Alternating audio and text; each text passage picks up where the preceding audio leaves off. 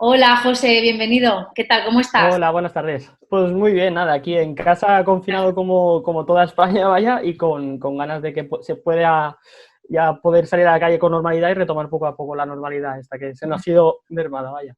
Así es. Bueno, yo te voy a presentar antes que nada para que un poco las personas que vean el vídeo contextualicen. José es el psicólogo jurídico del Centro de Psicología Clínica y de la Salud de aquí de Valencia. Y bueno, pues realmente el motivo de la entrevista es para contextualizar, ¿no? Para saber qué hace el psicólogo jurídico, qué es la psicología jurídica, en qué casos se puede asistir a un psicólogo jurídico y sobre todo cómo el tema este del COVID, ¿no? Ha afectado a todos los procesos de custodias, de separaciones que están paralizados, ¿no? Entonces, en primer lugar, me gustaría pues eso, que explicases qué es la psicología jurídica, José. Sí, pues vamos a ver. La psicología, como todos sabemos, tiene muchas ramas y campos de actuación, ya sea la clínica, la social, la educativa o la laboral. Pero en este caso, la psicología jurídica es aquella especialidad de la psicología que va ligada al derecho. Para ello existe una especialidad que se estudia, se imparte como másteres o posgrados en las universidades y se obtiene como tal el título de perito psicólogo jurídico o forense. Uh-huh. Y José, ¿cuál sería la función del psicólogo, ¿no? En ese ámbito?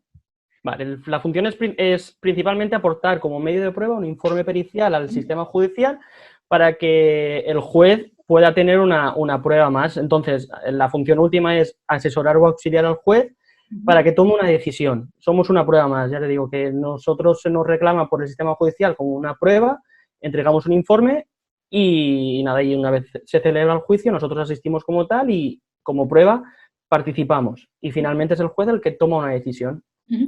Eso me lleva a la siguiente pregunta, ¿no? ¿Cuáles son los ámbitos de actuación? Es decir, la gente que nos está escuchando, ¿en qué casos, ¿no? se acude al psicólogo jurídico? Vale, sí, los ámbitos de actuación se comprenden dentro de todos los ámbitos del derecho como tal. Tenemos por una parte el derecho civil. Ese derecho civil engloba el derecho de familia o el ámbito de familia que es el más conocido o en el que más podemos llegar a trabajar. Pero bueno, por una parte, derecho civil podemos actuar para valorar un daño moral, una incapacitación o una capacidad en toma de decisiones. Dentro de ese derecho civil, el ámbito de la familia, principalmente actuamos en custodias, pronunciarnos sobre la idoneidad de un tipo de custodia, sea Uh-huh. compartida o exclusiva, una capacidad parental o unas visitas para abuelos, porque el derecho ampara una visita de un abuelo para ver a un menor. Entonces nosotros nos pronunciamos si es idóneo o si es óptimo que se produzca algún tipo de visitas y la modalidad de que se produzcan. Después, por otra parte, está el derecho penal. El derecho penal nos podemos pronunciar sobre imputabilidades, credibilidad del testimonio en casos de menores que han sufrido presuntamente abuso sexual infantil, o por otra parte, el que está teniendo un repunte, o sea, que está en auge ahora mismo, es evaluar el daño moral o daño psicológico en víctimas de violencia de género. Y por último, en el derecho laboral. Existe el acoso laboral como tal y aparte de secuelas físicas, están las secuelas psicológicas y para ello los peritos psicólogos jurídicos forenses podemos informar o asesorar al juez si existen o no existen y en qué medida, en caso de que los hubiera, existe un daño psicológico sobre una persona dentro del ámbito laboral. Uh-huh. Y claro, José, yo ahora me pregunto, ¿cómo es ese protocolo, ¿no? Para las personas que nos están viendo, que a lo mejor pues están en un proceso de divorcio, tema custodias, o sea, ¿cómo realmente, para que sepan cómo va a ser ese protocolo, qué se va a hacer con sus hijos, ¿no? ¿Cómo se va Uh -huh. a evaluar? Sí, sobre este aspecto, al tratarse de un tema legal que viene sobre todo del ámbito de la justicia, tanto el sistema judicial como los colegios profesionales de psicólogos han elaborado guías de buenas prácticas para que exista una metodología común en toda España donde los psicólogos podamos atenernos para no dejarnos ningún paso, en este caso. En primer lugar, nada, sería recibir ese encargo. Ese encargo puede venir desde el ámbito público o del ámbito privado. La diferencia es clara. El ámbito público es que un fiscal o un juez nos solicite la prueba pericial como tal o que el ámbito privado, ya sea por medio de una persona particular o por medio de su abogado, recurra a nosotros para solicitarnos ese encargo pericial. Después, el paso más importante en este caso es obtener el objeto pericial. El objeto pericial es aquella pregunta que tenemos que contestar en el juicio. Es decir, ¿para qué se solicita ese informe pericial? ¿Qué es sobre qué me tengo que pronunciar o concluir. O sea, pues idoneidad de la custodia, daños psicológicos si los hubiera, es inimputable esta persona. Entonces, una vez establecido ese objeto pericial, recabamos toda la información judicial que exista hasta ese momento, ya sea en sede judicial o por parte de los abogados, y nada, ya se empezarían a realizar las entrevistas. Las entrevistas tienen que englobar todo el conjunto de personas que requiera o sea, que se le requiere información para poder contestar adecuadamente ese objeto pericial. Por ejemplo, una diferencia clara en el derecho del ámbito de familia es la capacidad parental o la custodia. Para pronunciarnos sobre un tipo de custodia, sí o sí tenemos que evaluar o valorar a todo el conjunto familiar, los dos progenitores y los menores. Sin embargo, para una capacidad parental, simplemente evaluando a uno de los progenitores y en el menor, en caso de que se pudiera, sería suficiente. Entonces, una vez elaborada, o sea, una vez pasadas todas las entrevistas, pasaríamos a administrar unas pruebas psicodiagnósticas o psicométricas estandarizadas, cumpliendo sistemas de validez y fiabilidad científica. No vale cualquier tipo de prueba, sino que cada tipo de objeto pericial lleva asociada una serie de pruebas. Y ya está, una vez reúnas toda la información en entrevistas y en pruebas, reúnes toda la información y se elabora un informe pericial. Ese informe pericial es el que va firmado por el perito. Es un documento público porque se engloba dentro del sistema judicial. Es decir, los psicólogos jurídicos forenses no tenemos secreto profesional como un psicólogo clínico en este caso. Por tanto, se le informa en un primer lugar a todas las partes intervinientes en la evaluación que toda la información que puedan verter en la evaluación deberá constar en el informe. Entonces, una vez se elabora el informe, se presenta a los letrados o al sistema judicial y ya es una prueba oficial. Y como prueba, ¿qué es? Se nos puede requerir a los peritos el ratificar o defender nuestro informe firmado una vez se celebre el juicio. Es decir, existe en derecho el derecho a contradicción. Es decir, los abogados en el acto de vista o juicio oral pueden intentar contradecir las pruebas si así lo consideran o, por ejemplo, un juez en este caso necesita una aclaración sobre un aspecto psicológico que no controla o no tiene información suficiente para que los peritos nos podamos pronunciar al respecto o podamos ampliar o podamos especificar algún punto de cualquier prueba administrada, por ejemplo, porque ya sabemos que los psicólogos podemos controlar ese tipo de pruebas, pero el sistema judicial no está formado al respecto. Entonces, se nos pide que vayamos para defender todos los puntos que hemos tratado en el informe pericial y para que se nos pueda hacer cualquier pregunta, sea de la parte que sea, de la parte de la defensa, de la parte de la acusación, del fiscal o del propio juez.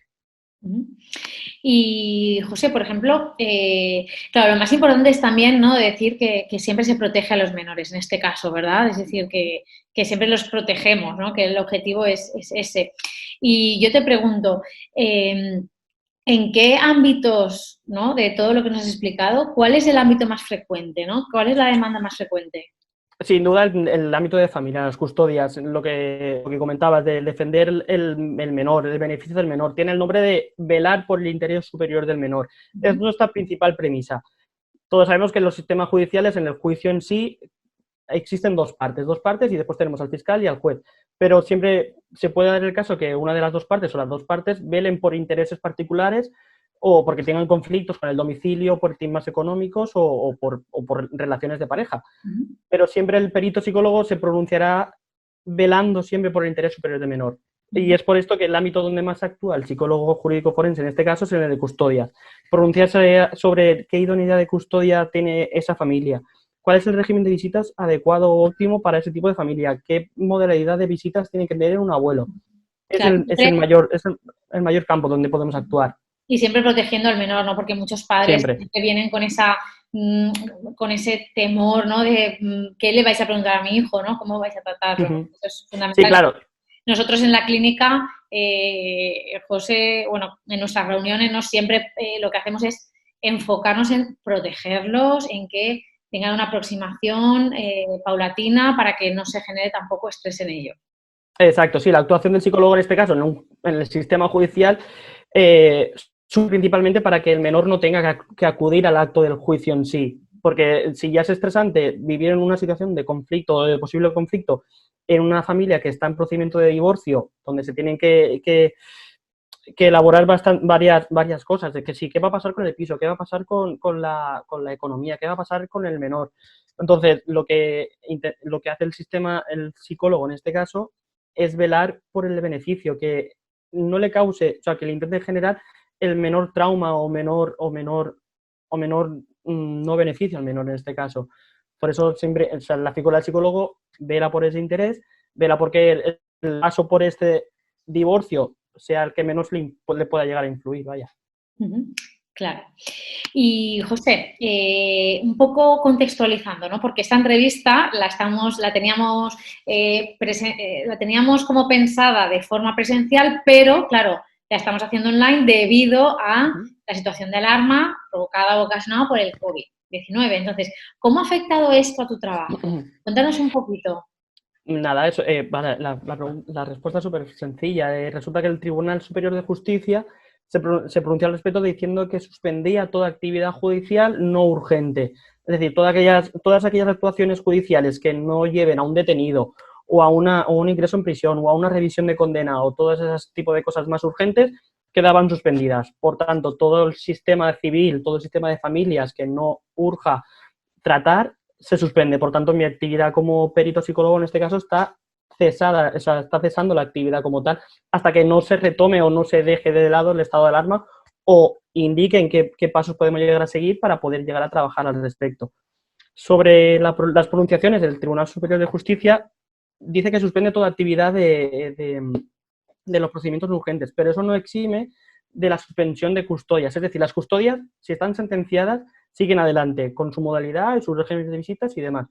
Pero sobre este aspecto sí que otorga la capacidad a cada juez de pronunciarse sobre si es idóneo o no es idóneo modificar, alterar o suspender cualquier tipo de custodia específica. Es decir, si lo requiere ese tipo de custodia, sí que el juez se puede llegar a pronunciar alterando ese tipo de custodia que ya está sentenciada. Pero sobre esto también hay diferentes criterios. Es decir, en la Comunidad Valenciana, por ejemplo, hay unas pequeñas diferencias entre la provincia de Valencia y la provincia de Alicante. Sobre esto, la Junta Sectorial de la provincia de Valencia recomienda, porque claro, no puede sentenciar, únicamente puede recomendar, y recomienda que las visitas de corta duración sin pernocta se cancelen o suspendan. Es decir, un padre no custodio, un progenitor no custodio que tenga, por ejemplo, unas visitas de martes y jueves de 5 a 8 de la tarde, recomienda que se suspendan por el beneficio del menor o para que no haya tránsito de menores por la calle y demás, para evitar esto que el estado de alarma se contagien o que haya confluencia de personas. Pero la Junta Sectorial de Jueces de la provincia de Alicante va más allá, anulando o intentando anular toda aquella actividad, o sea, toda aquella visita en custodias exclusivas. Es decir, que si una familia tiene una custodia exclusiva, por ejemplo, un menor está con la madre y tiene visitas intersemanales con el padre y fines de semana, pues incluso los fines de semana con pernocta también los cancela o los anula, diciendo que al tratarse de una medida temporal excepcional, no se va a producir un daño irreparable en el menor porque no vea al padre ese fin de semana o 2 fines de semana al mes, que ya habrá tiempo para recuperar o demás. Entonces sí que dentro de los jueces sí que hay varias opiniones al respecto. Uno, por una parte, solo suspende las visitas cortas sin pernocta y otro suspende todas las visitas en custodia exclusiva. Pero ¿qué pasa? Que sobre esto, claro, el menor, dentro de su interés superior o beneficio, tiene varios derechos fundamentales. Y entre ellos podemos encontrar el derecho fundamental a relacionarse con ambos progenitores y el derecho a la salud e integridad física. Y la justicia lo tiene claro, ante el choque de estos dos derechos prima la salud e integridad del menor. Entonces, dentro de cada caso específico habría que valorar que si es viable o no es viable que se den las visitas intersemanales o las visitas sin pernocta o las visitas con pernocta en fin de semana y ajustarse a cada caso, no se puede generalizar en estos casos. Y para ello, claro, desde la psicología unida al derecho siempre reclamamos que se den pactos o que haya diálogo, dejando los conflictos interparentales de lado para que a través de esos pactos o diálogos los progenitores puedan hablar, puedan facilitar la comunicación vía telemática entre los menores para que una vez pase de este estado de alarma se retome la sentencia de la mejor manera posible. Pues yo creo que, vamos, nos has explicado de fenomenal todo el contexto, ¿no?, que está viviéndose ahora, desde la actuación del psicólogo forense o jurídico hasta en qué momento estamos, ¿no?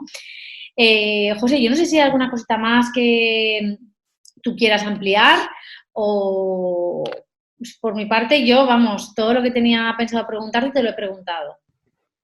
Sí, no, yo creo que ya está eso. Intentar, o sea, dar un mensaje de ánimo a los progenitores para que lleguen a diálogos o consensos, en este caso de estado de alarma, ya que la situación ya es difícil de por sí para los menores, que bueno, a partir de ayer, o sea, desde ayer ya pueden salir a la calle y demás, pero que sean responsables, sobre todo decir a los padres que sean responsables con sus menores como ejercicio de patria potestad y que sean responsables, que lleven la custodia de la mejor manera posible y que faciliten la comunicación entre menor y progenitor ausente, en este caso, para que una vez pase todo esto se pueda volver a la normalidad de la mejor manera posible para los menores, vaya.